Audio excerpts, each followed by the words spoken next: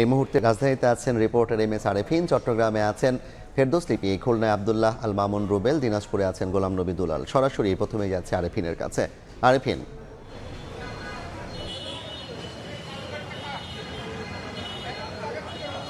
একটি মোটরসাইকেলের যে ধারণ ক্ষমতা, সেই ধারণ ক্ষমতা অনুযায়ী ট্যাঙ্ক লোড দিতে সর্বোচ্চ সময় লাগছে 2 থেকে 3 মিনিট। প্রাইভেট কারের বেলায় সেটি 5 থেকে 7 মিনিট। কিন্তু এই 5 থেকে 7 মিনিটের যে স্বস্তি, এইটি কিন্তু পেতে সময় লেগেছে অন্তত 7 ঘন্টা অপেক্ষা করার পর। আমরা এই মুহূর্তে রয়েছি রাজধানীর বিজয় সরণি এলাকার যে ফিলিং স্টেশনটিতে। এখানেই সকাল 6টা থেকেই গ্রাহকরা কিন্তু অপেক্ষা করছিলেন তাদের কাঙ্ক্ষিত তেল পাবার জন্য। কিন্তু 12টা নাগাদ এখানে একটি ট্যাঙ্ক লরি আসে তেল নিয়ে ডিপো থেকে। সেই লরিটি আসার পর 1টা নাগাদ থেকে কিন্তু এখানে তেল দেওয়া শুরু করে এই পাম্প কর্তৃপক্ষ। আমাদেরকে যেটি গ্রাহকরা জানিয়েছেন যে তারা ভোর 6টা থেকে কন্টিনিউয়াসলি এখানে ওয়েট করছিলেন।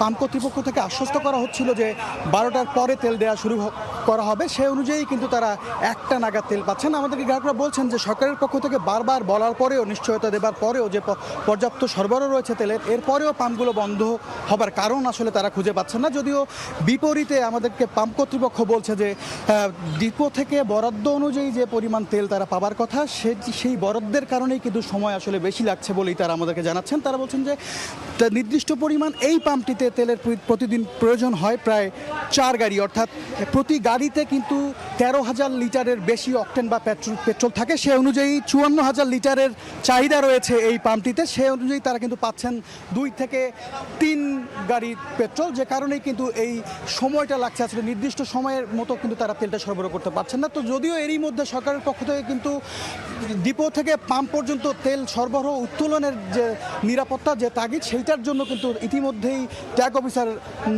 নিয়োগ দেওয়া হয়েছে সরকারের পক্ষ থেকে। তো জ্বালানি সংকট নিয়ে আরও বিস্তারিত জানাতে চট্টগ্রাম থেকে আমাদের আরেক সহকর্মী যুক্ত হচ্ছেন, ফেরদৌস লিপি। চট্টগ্রামেও আসলে নাকাল অবস্থা সাধারণ মানুষদের জ্বালানি তেলের সংকটে। এবং সকাল থেকে আমরা দেখেছি যে অধিকাংশ পেট্রোল পাম্পগুলো বন্ধ, কিছু পেট্রোল পাম্প খোলা রয়েছে, তেল সরবরাহ করছে এবং সেখানেও আসলে সীমিত সংখ্যক, কোথাও অকটেন পাওয়া গেলে ডিজেল পাওয়া যাচ্ছে না, ডিজেল পাওয়া গেলে অকটেন পাওয়া যাচ্ছে না। এমন সংকটের মধ্য দিয়ে কিন্তু গ্রাহকরা তাদের যে প্রয়োজনীয় সেটা তেল সংগ্রহ করছেন। এবং যারা চালক এবং গাড়ির মালিকরা আছেন তাদের সাথে কথা বলেছি, তারা বলছেন যে এক একজন আসলে প্রায় 7-8 ঘন্টা ধরে দীর্ঘ যে লাইন, সেই লাইনের সারিতে দাঁড়িয়ে শেষ পর্যন্ত পেট্রোল পাম্পের কাছাকাছি পৌঁছাতে পেরেছেন। এবং এই মুহূর্তে আমরা নগরীর যেই পেট্রোল পাম্পে দাঁড়িয়ে আছি, QC, সেখানে সকাল 11টা থেকে তেল দেওয়া শুরু হয়েছে এবং প্রায় 1 কিলোমিটারের উপরে কিন্তু এই যে তেল নেওয়ার গ্রাহকদের যে সারি, সেটা চলে গেছে। এবং তারা বলছেন যে নগরীর বিভিন্ন পেট্রোল পাম্পগুলো ঘুরে তারা জানতে পেরেছেন এখানে তেল পাওয়া যাচ্ছে। সে কারণে আসলে কয়েক কিলোমিটার দূর থেকে এসেও কিন্তু গ্রাহকরা এই পেট্রোল পাম্পে তেল সংগ্রহ করছেন। এবং যারা পেট্রোল পাম্প কর্তৃপক্ষ, তাদের সাথে কথা বলেছি, তারা বলছেন যে আসলে প্রয়োজনীয় সংখ্যক তেলের যে সরবরাহ তারাও পাচ্ছে না। যেখানে এই পেট্রোল পাম্পে প্রতিদিন প্রায় 5 থেকে 6টি গাড়ি লাগে, সেখানে তারা মাত্র পাচ্ছেন 2 গাড়ির তেল। ফলে এই তেল আসার সাথে সাথে তারা কিন্তু গ্রাহকদের কাছে পৌঁছে দিচ্ছে বলে পেট্রোল পাম্প কর্তৃপক্ষ দাবি করছে। তবে তেল যে সংকট, সেই সংকটে যেন কোনো ধরনের মজুত না করতে পারে, আমরা দেখেছি জেলা প্রশাসন, BPCর পক্ষ থেকে কিন্তু বিভিন্ন অভিযান পরিচালনা করা হচ্ছে। গতকালও প্রায় অবৈধভাবে মজুদের দায়ে একটি প্রতিষ্ঠানে প্রায় 6,000 লিটার যে জ্বালানি তেল, সেটা জব্দ করেছে প্রশাসন। তো এই ছিল আমার কাছে চট্টগ্রাম থেকে সর্বশেষ। আমরা খুলনায় চলে যাব, আমাদের সহকর্মী আব্দুল্লাহ আল মামুন সেখানকার পরিস্থিতি জানাবেন। গত কয়েকদিনের ধারাবাহিকতায় আজও কিন্তু খুলনার বিভিন্ন পেট্রোল পাম্পে আমরা বিভিন্ন যানবাহনের দীর্ঘ লাইন দেখেছি। সকাল থেকে অনেক পাম্পে আসলে তেল আসা শুরু করেছে ডিপো থেকে, বা আবার অনেক পাম্পে কিন্তু আমরা দেখেছি যে তেল নেই, সেখানে কিন্তু তবুও যানবাহন আসলে রয়েছে। এই মুহূর্তে কিন্তু আমরা দেখছি যে জেলা প্রশাসনের পক্ষ থেকে বিভিন্ন পেট্রোল পাম্পে আসলে অভিযান চালানো হচ্ছে। এবং আসলে এখানে যিনি জেলা প্রশাসনের ম্যাজিস্ট্রেট আছেন, তিনি আসলে বলছেন কোনো পাম্পে অবৈধ মজুদ রয়েছে কিনা, তেল থাকার সত্ত্বেও ডিপোতেও কেউ আসলে তেল নেই এমনটি আসলে বলছেন কিনা, এছাড়া অতিরিক্ত মূল্য নেওয়া হচ্ছে কিনা, এসব বিষয় কিন্তু আসলে তদারকি করছেন খুলনা জেলা প্রশাসনের পক্ষ থেকে যে ম্যাজিস্ট্রেট টিম রয়েছে তারা। সকাল থেকে তারা কিন্তু বিভিন্ন পাম্পে আসলে ঘোরাঘুরি করেছেন। এছাড়া কোথাও কোনো অভিযোগ পেলে তাৎক্ষণিকভাবে কিন্তু তারা আসলে খোঁজ নিচ্ছেন। আমরা কিন্তু আসলে দেখেছি একদিকে যেমন এই পাম্পে অভিযান চলছে, অন্যদিকে কিন্তু বিভিন্ন পাম্পে আমরা দীর্ঘ সারি দেখেছি যারা আসলে বিশেষ করে মোটরসাইকেল চালক যারা রয়েছেন তারা কিন্তু আসলে ভোগান্তিতে পড়ছেন।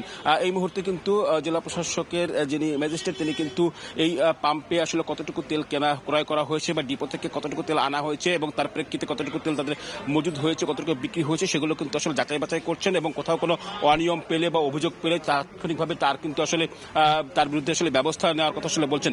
যেমনটা আসলে বলছিলাম যে খুলনায় বিভিন্ন পেট্রোল পাম্পে আমরা যেমন দেখেছি যে দীর্ঘ লাইন, আবার কোনো কোনো পাম্পে তেল না থাকা সত্ত্বেও কিন্তু আমরা দেখেছি যে একেবারে তেল না থাকা সত্ত্বেও কিন্তু আমরা অনেক যানবাহন কিন্তু আমরা দেখেছি। আমরা এই মুহূর্তে যে পাম্পের সামনে রয়েছে সেই পাম্পে তেল না থাকা সত্ত্বেও কিন্তু আমরা পিছনে অনেক মোটর যান বা মোটর বাইক অপেক্ষা করতে দেখছি যে কখন তেল আসবে, তারা তখন আসলে এখান থেকে তারা তেল সংগ্রহ করবেন। সবকিছু মিলিয়ে আমার কাছে এই ছিল খুলনা থেকে জ্বালানি তেল নিয়ে সবশেষ খবর। আমরা একটু দিনাজপুরে যাব, সেখানে রয়েছেন সহকর্মী গোলাম নবী দুলাল। জ্বালানি তেল সংকট মোকাবেলা এবং নিরবিচ্ছিন্ন সরবরাহের জন্য সরকারের যে চুক্তি, সে চুক্তি অনুযায়ী কিন্তু ভারত বাংলাদেশ মৈত্রী পাইপলাইন যদি পার্বতীপুর রেল ডিপোতে গতকাল এখানে 5,000 মেট্রিক টন ডিজেল এখানে এসেছে। এবং ইতিমধ্যে আমরা আজকে যেটা জেনেছি যে ডিপো ম্যানেজার আহসান হাবিব জানিয়েছেন যে আজ শনিবার থেকে কিন্তু আবার 7,000 মেট্রিক টন ডিজেল ভারতের নুমালীগড় থেকে এই পাইপলাইন দিয়ে আসা শুরু হয়েছে দিনাজপুর পার্বতীপুরে রেল ডিপোতে। আমরা দেখছি যে এখানে এই ডিপোতে কিন্তু আপনার 3টি রয়েছে, মেঘনা, যমুনা, পদ্মা। বাংলাদেশের পেট্রোলিয়াম কর্পোরেশনের মধ্য দিয়ে এটা সরবরাহ হচ্ছে। তো ইতিমধ্যে আমরা এই যে জায়গাটা দাঁড়িয়ে আছি পার্বতীপুর রেলওয়ে ডিপোর সামনে যে টার্মিনাল, সেখানে কিন্তু প্রায় শতাধিকের উপরে ট্যাঙ্ক লরি রয়েছে যারা বিভিন্ন জেলা থেকে এখানে এসেছেন ডিজেল তেল নেওয়ার জন্য। যে সংকট, সেই সংকট মোকাবেলার জন্য যারা পাম্প মালিক তারা এই ট্যাঙ্ক লরিগুলো পাঠিয়েছেন। একটি ট্যাঙ্ক লরির যে ধারণ ক্ষমতা 16,000 লিটার থেকে 9,000 লিটার। তারা যেটা জানিয়েছেন, অভিযোগ করেছেন যে 2 দিন 3 দিন পরে তারা যেটা বরাদ্দ পাচ্ছেন সেটা পর্যাপ্ত নয়। কেউ পাচ্ছেন 2,500, কেউ পাচ্ছে 3,000 লিটার পেট্রোল বা অকটেন। তবে ডিজেলের কিছুটা চাহিদা মিটালো, পেট্রোল এবং অকটেনের চাহিদা কিন্তু কোনো অবস্থায় কিন্তু নিয়ন্ত্রণে আসতেছে না। আমরা যেটা লক্ষ্য করেছি আজকের এই রেল ডিপো, যে রেল হেড ডিপোতে এখানে জ্বালানি মন্ত্রণালয়ের অতিরিক্ত সচিব এখানে পরিদর্শনে এসেছেন। এবং আরেকটি বিষয় দিয়েছি, জেলা প্রশাসন থেকে আপনার প্রতিটি পেট্রোল পাম্পে ভিজিলেন্স টিম তারা এটা পরিদর্শন করছেন। কিন্তু তেল যে পরিবেশক মালিক সমিতির সভাপতি সাধারণ সম্পাদক যেটা জানিয়েছেন যে দিনাজপুরে মোট 72টি আপনার এই যে পেট্রোল পাম্প রয়েছে, অধিকাংশ পেট্রোল পাম্প কিন্তু বন্ধ রয়েছে।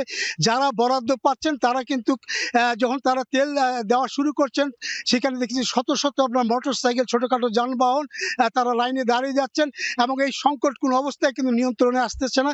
অনেক জায়গায় পেট্রোল পাম্প হাতাহাতির আপনার সংবাদ আমরা পেয়েছি। তবে দিনাজপুরে আপনার এই যে রেল হেড ডিপোতে আপনার এই মার্চ মাসে এ পর্যন্ত এই 7,000 মেট্রিক টন ডিজেল সহ প্রায় 22,000 মেট্রিক টন আপনার ডিজেল এ পর্যন্ত এখানে আসবে বলে তারা জানিয়েছেন। তো আমার কাছ থেকে সর্বশেষ এই ছিল। সারা দেশে জ্বালানি তেলের সরবরাহ মজুত এবং সেখানকার পরিস্থিতি জানছিলাম সরাসরি।